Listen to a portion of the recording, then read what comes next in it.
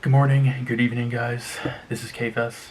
This is going to be the PH3 powerlifting program by Wayne Norton to overview results video. I'm just gonna go over about myself a little bit and like my experience in powerlifting and weightlifting, and then I'm gonna go over the program and show you some of the tweaks that I made that I know that would work well for me, and then I'm gonna go over the results, maybe make some comparisons to the future, where for those of you who out there who are interested in trying this program or investing a heavy amount of time in this program, whether or not it's worthwhile or like what else you can maybe do to ensure success and that gains are made. Yeah, so my experience with powerlifting, I've been lifting, I guess on and off now for about, I don't know, 7 years or so. I remember I started kind of after high school, and it was kind of just like casual. Um, but then I started wanting to look more into it. I went on a Fit, the Fortune site. A lot of funny memes and stuff. The gateway to lifting, if you will. And then I ended up doing strong lifts, the linear program, the beginner program to get up my squat and stuff were in the form. Eventually I ended up doing the Texas method. I bulked pretty hardcore. The first main bulk that I did, because I used to weigh only like 145 pounds in high school. Give or take now, I'm around like, I'd say like 190 to 194. I do need to maybe lose some of the fluff, but I don't even want to get into that right now. But I did various programs, and I eventually ended up competing in a couple meets. I did one meet through the APF, which was pretty fun. I was in the 181 pound weight class.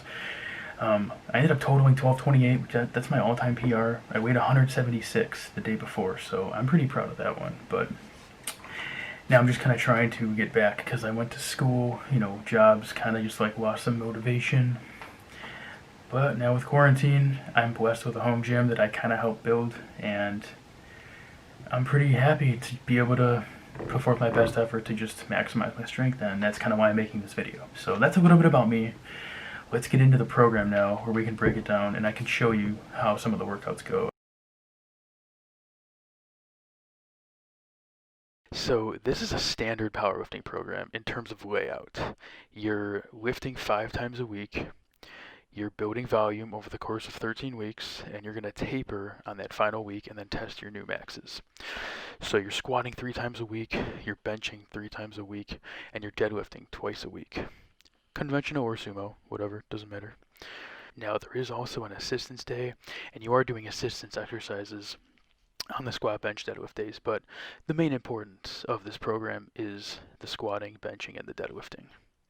So I'm going to go over a couple of pros and cons of the program, but first there's 2 things that I think are very important to know. The first thing is that Wayne himself recommends that you have at least or around a Wilks score of 300, probably at least. This just pretty much means you're like an intermediate lifter and that your body is somewhat used to the frequency of squatting, benching, and deadlifting multiple times a week. I definitely wouldn't really recommend a beginner dives into this without really thinking about it, because it could lead to burnout unless he's eating an insane amount of calories. But it's just not recommended. You could be making linear progress still as a beginner. And the second thing I wanted to talk about is he includes something called BFR, or blood flow restriction training. Now, I'm not an expert on this by any means, and I didn't even perform this when I was doing the program, but I'm going to get more into that later when I talk about the tweaks that I made for myself. Alright, now for the pros and cons. These are pretty straightforward. The pros: you are going to get strong. You are going to gain a fuck ton of muscle.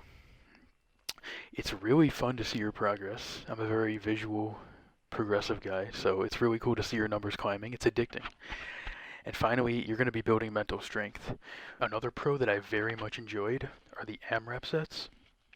AMRAP stands for as many reps as possible, and they're great for building mental strength. They're great for assessing how your body is currently adapting and responding to the weights that you're lifting. And it's a great way to build confidence going into the next wave or week. And if you're setting PRs during these sets, it's really a great confidence builder. Now, bearing this in mind, some of these workouts, especially near the end, get pretty grueling and lengthy, which actually leads me to the first and main con. So the first main con is that, yeah, near the end, the 11th to 12th week, you're in the overreaching phase, the intensity phase, and the volume is pretty insanely high here. If you don't have like 2 hours to commit to this, or I mean, if you can get it done quicker, great. But you're probably going to be resting like at least 5 minutes in between some of these sets, so they can get kind of lengthy. If you do have other commitments, it might be kind of tough to fit it in there. Um, but that's pretty much the only con. You are going to get strong, and I definitely think that the pros outweigh the cons if you're willing to push through. So the tweaks and changes that I made to PH3 for this run through. I made these decisions basically because I was lacking some equipment and I know what works for me in some scenarios. So I built this home gym. I don't have a leg press, I don't have a leg extension, and I don't have a leg curl. So I simply just didn't do those exercises. But to substitute for that, I don't know if you guys know who Johnny Candido is, but he's one of the most quality information outputters of powerlifting that I've ever come across. Check out his channel at Candido Training HQ. He has some really good stuff, and he recommends doing these Tom Platt squats, which are named after that legendary bodybuilder with the amazing legs. Pretty much you just stand on a plate and you do, it's mimicking like extreme high bar squats, so it's heavy on the quads, and it was just like a couple sets of 12, 15, and I felt that was very good for me because I was doing low bar squatting and conventional deadlifting. It complemented it very nicely. I also added in barbell rows because I don't have machine or cable row, and I love barbell rows, different variations, so that worked for me. I also added in floor presses. I never really did these before, but I found that I respond very well to them, especially with the lockout on bench press. And so I just kept those in. I put those on deadlift, bench, and upper body day. And I just did like a couple sets, like 8 to 10, just to get some extra volume in. And I also did use some resistance bands for sometimes like assisted pull-ups or various arm workouts. I like them for triceps a lot, and rarely biceps, but I usually do barbell curls if I have to do those. So all that stuff worked for me very well, but everyone's different. So just because I did those changes doesn't mean you need to do the same thing. And if you ran this program and you made other changes, I'd love to hear about them in the comments, because it's always cool to get a new angle or approach to a program. So now we're going to go into the results, because that's pretty much the main purpose of this video.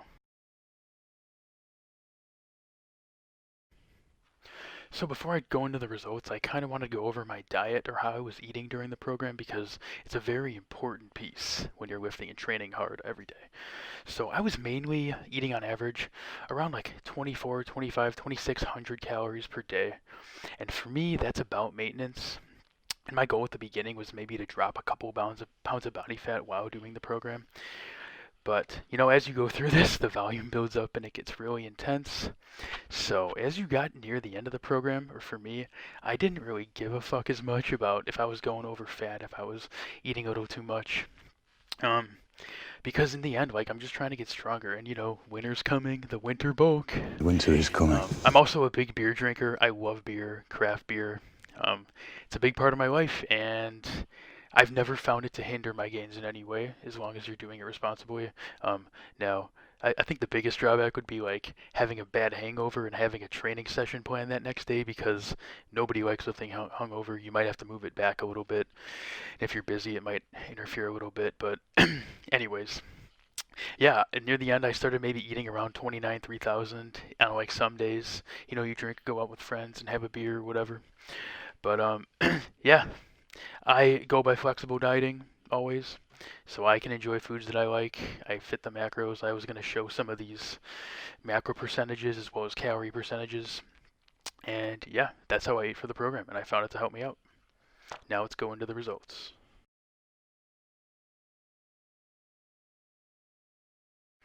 Alright guys, so here we are on the results section. So the numbers that I chose for my input maxes at the beginning of the program were 345 pounds for the squat, 270 pounds for the bench press, and 465 pounds for the deadlift. Now I went a little conservative with these numbers because I knew how voluminous and lengthy the gym sessions would get like later in the program. But I'm going to play the opener, second, and third attempts right now for you to see. Let's go.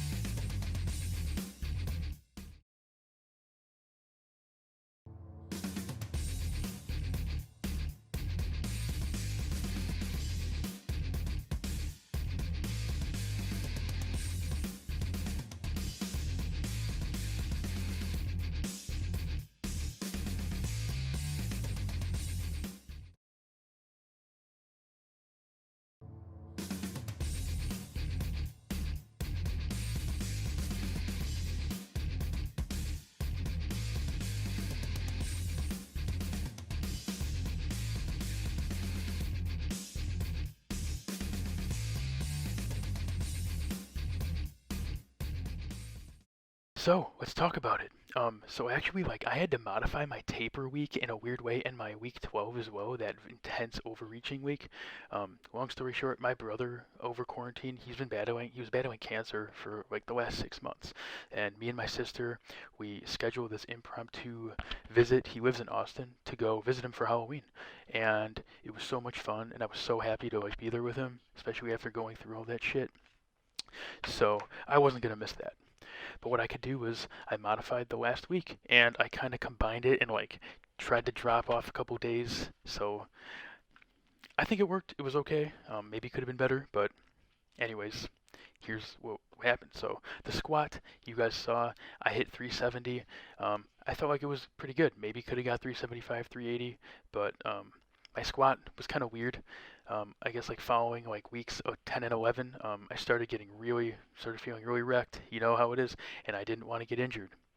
And I knew about the trip, so I was like, you know what, I might just take off 5 pounds or so. And I'm like, you know what, if I sacrifice a couple pounds, it's better than getting injured. So whatever. Bench was really good. I mean, like that 295, I probably could have hit that for a double, maybe even went for 300 or 305. I'm just weary because my sister was helping me spot, and I didn't want to pick a weight that was going to be like too intimidating, or where one of us we might not be able to get it up. That would not be too good. So in for deadlift, I was pretty disappointed. Like, I hit a couple big PRs. A couple weeks before, I hit 425 for 6, and I hit 440 for 4, and that was at the end of the volume workout. And I was really pumped. I was hoping to maybe pull 500, 510 would even be crazy. I've never pulled 5 plates conventional, 495. So I ended up when I started warming up. That opener just felt super heavy, and I kind of disappointing, but some days are just like that. Some days it just feels heavy. I was also training. I did the previous 6 lifts before that, so you know, all you can do is trust the process, and yeah, we'll just see what we can do from here. I'm pretty grateful overall, but bench definitely benefited the most, I think, and yeah, it was awesome. All right, guys. Well, those are my final thoughts on PH3. I hope you enjoyed this video, and I hope you benefited from it in some way. Um, If you did, please like, comment, or subscribe. Please give me suggestions if there's any other type of content you'd like to see, whether it's lifting, whether it's maybe form questions, whether it's diet, anything. I'd love to do the best I can and help out in any way for future videos. But I will be posting the link to the Excel sheet that I found online for this program. This man named Tim Thibodeau, he's a pretty funny powerlifter. He's pretty well known. He made the file, so pretty easy to access. That's where you can input your maxes and follow along. And yeah, thanks again for watching, and as always, happy lifting.